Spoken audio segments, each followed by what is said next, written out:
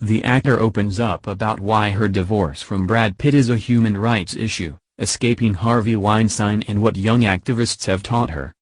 Angelina Jolie sits at a desk, back straight as a rule and rather regal. Her features are cartoonishly beautiful, straight black hair, vertiginous cheekbones, huge blue eyes and lips like a plumped red sofa. She is talking on Zoom to 4 young activists. It is a horribly apt day to be discussing human rights. The Taliban has just captured Ghazni city on its approach to Kabul, the capital of Afghanistan. If this were a movie, you might suspect Jolie was playing a divine leader addressing the fortunate few. Yet it soon becomes apparent that things aren't quite as they seem.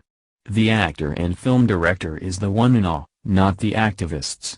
The young people talk about the work they have done raising awareness of the carnage in Syria, the environmental crisis, trans rights and food poverty.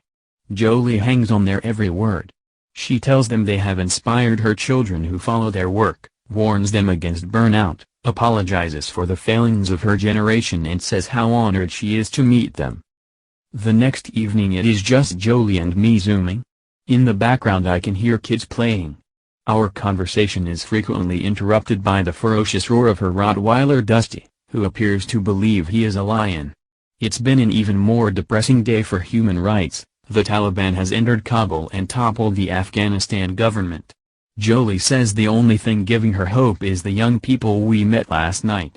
They speak about these issues with more urgency and awareness of what is morally right and decent than any politician, any diplomat, any NGOs I've worked with.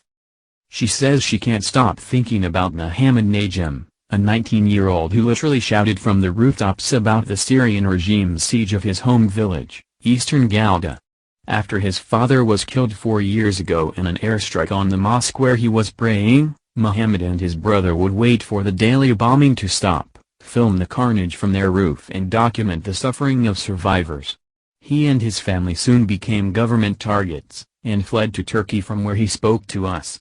It wasn't just his bravery that was notable, it was the warmth of his smile, his zest for life, despite all he has seen.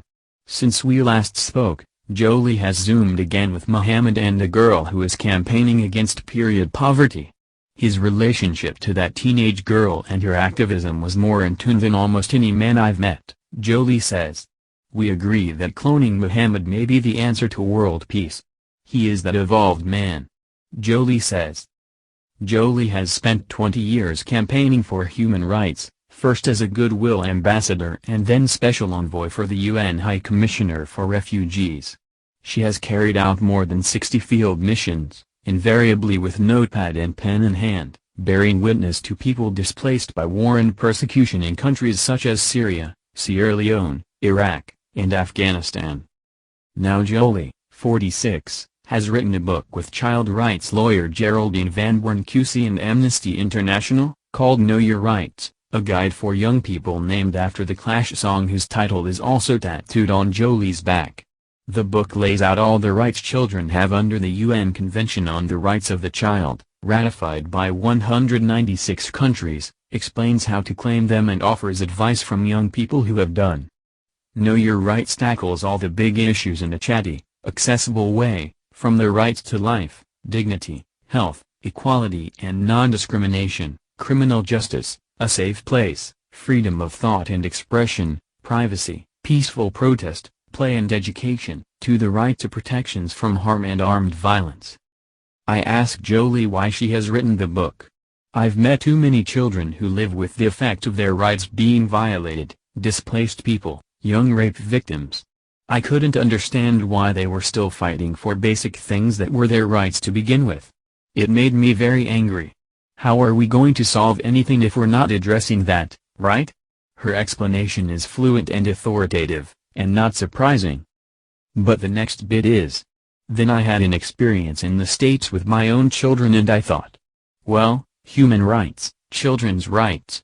Suddenly the fluency is gone. Her language becomes disjointed and elliptical. I remembered the rights of the child, and I took them out and looked at them and thought, well, these are for when you're in a situation and you want to make sure there is support for the children in your life. She apologizes, and says she can't be more direct. Then I found out the US hadn't ratified the rights of the child. One of the ways it affects children is their voice in court. A child in Europe would have a better chance of having a voice in court than a child in California. That said a lot to me about this country.